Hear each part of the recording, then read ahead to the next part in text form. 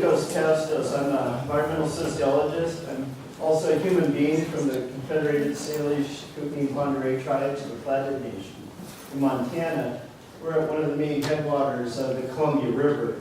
We're the largest hydroelectric dam in Montana, the only one that's operated by owned and operated by a tribe in the United States. Most of our salmon were wiped out when they built this project. But I had some comments. I'll try to make a quick question. I totally enjoyed this panel, and I like the diversity of it.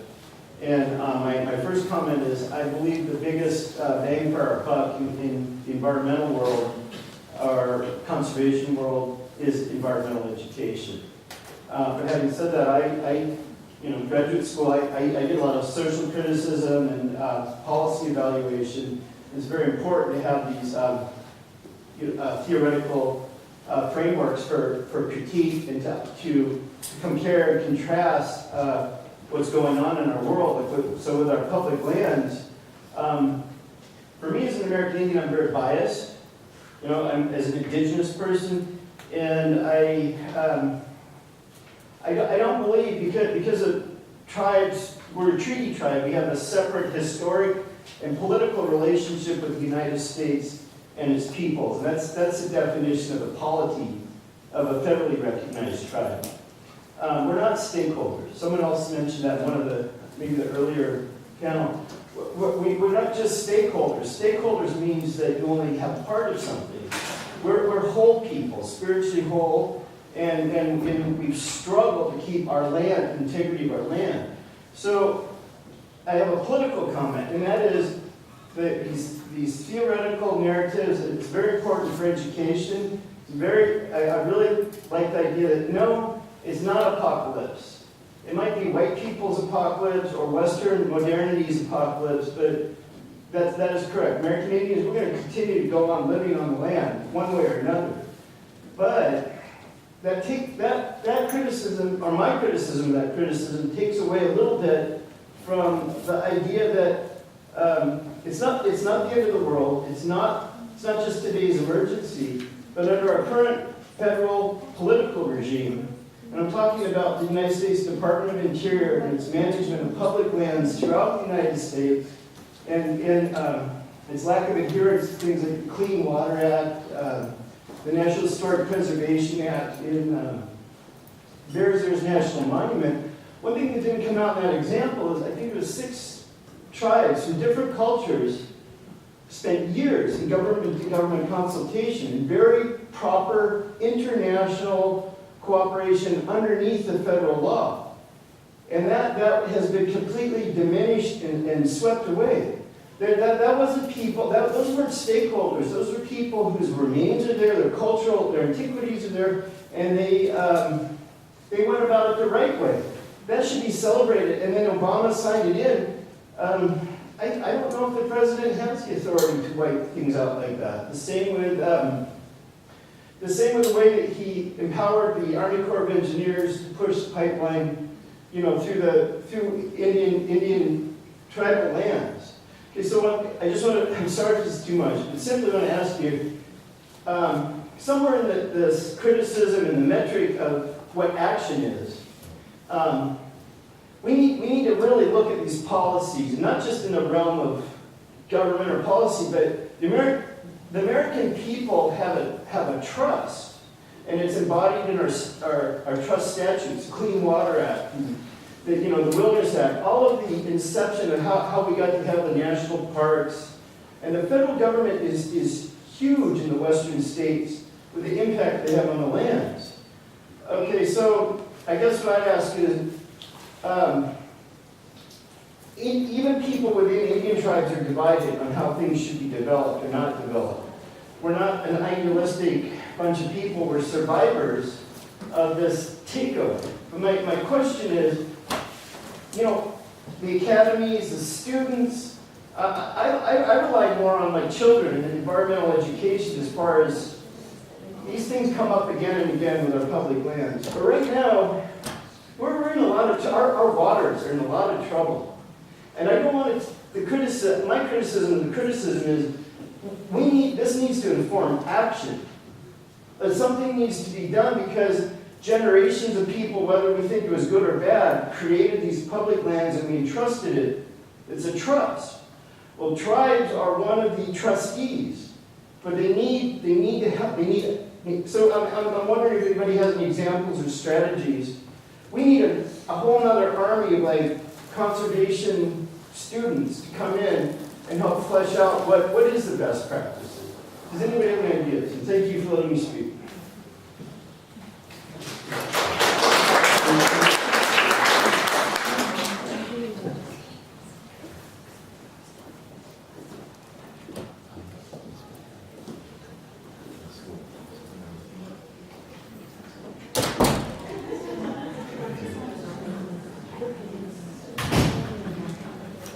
No?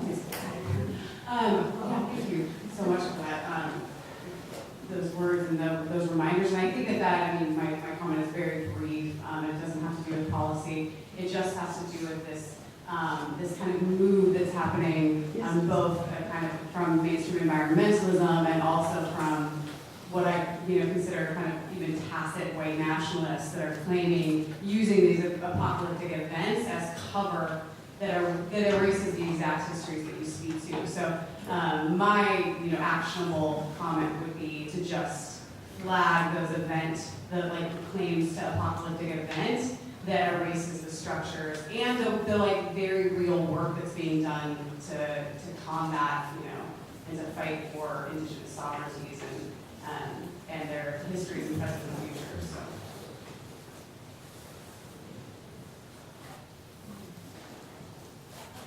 Thank you. I really appreciate your comment.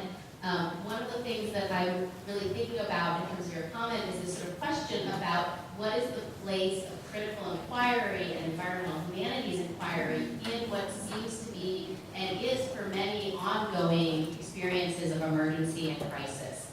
And it's, for me, I really believe that we can do this work in this critical inquiry in ways that enrich our social movements rather than in ways that result in paralysis. And perhaps you could talk to the students in my classes and see if I'm doing that correctly or I'm just leaving everyone depressed and unable to move. But I think it's really important that in these moments that seem like, that in many ways are, there's new threats, they're active threats. I don't want to undersell the danger of the political moment we're in, but I think we need to be really careful in those political moments and extra careful in those political moments that we're attending to invisible power structures and that we're attending to, that we're not just rushing ahead in ways we've always done things that actually reinforce and reinscribe problematic political relationships and structures. And I think your comment really exemplifies the ways we need to hold those histories and those lived presences in our minds as we do political work.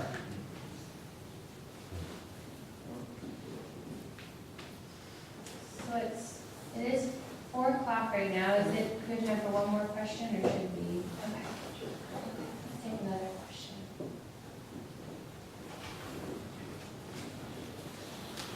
Thank you. This is more of a follow-up really on Nico's point, which I think is, this has been mind-blowing and amazing and so rich, and but a lot of the ways that we've talked about lands have been in terms of recreation and have not been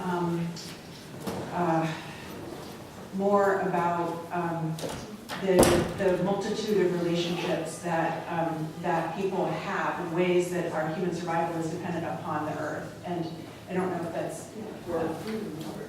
where Where our children. It's where our food and water comes from, and where our children need to live, and our spirit, the American spirit lives. So I think I'll just wanted to underscore that. And I know that in Laura Polito's class, you did a whole analysis of environmental policies since Trump, and I don't know if you wanted to say something about that. Laura?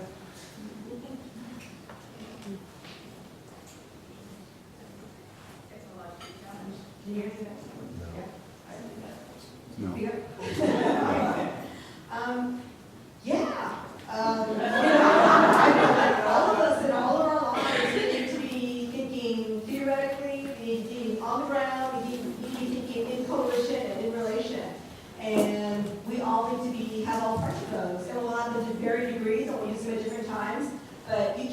about practice and about relationality and challenging the Trump administration, without also thinking about critiques and theories and vice versa, right? Those are just, otherwise they can very common, so. Onward, all of us, in abolishing the Trump administration.